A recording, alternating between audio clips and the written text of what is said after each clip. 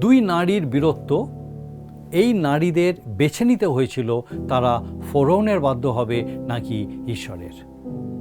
ফরৌন যখন ইব্রীয় ধাত্রীদের আদেশ দিলেন প্রতিটি নবজাত ইব্রীয় ছেলে শিশুকে হত্যা করতে হবে, তখন তারা জীবন বদলে দেওয়ার মতো এক সিদ্ধান্তের মুখোমুখি হয়েছিল।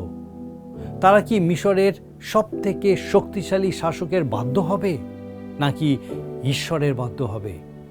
তারা মানুষকে ভয় না করে ঈশ্বরকে ভয় করা বেছে নিয়েছিল এবং শিশুদের প্রাণ রক্ষা করেছিল।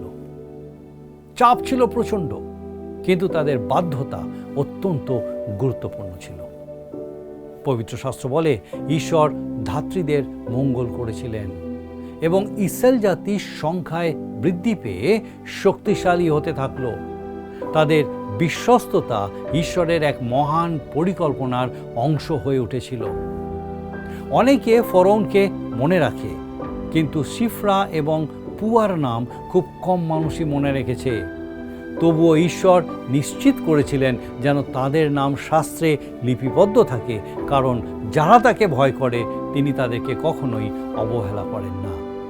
রাজাদের উত্থান পতন হয়, সাম্রাজ্য আসে আর যায়, কিন্তু যারা বিশ্বাস ও বাধ্যতার পথে চলে ঈশ্বর তাদেরকে অবশ্যই মনে রাখেন।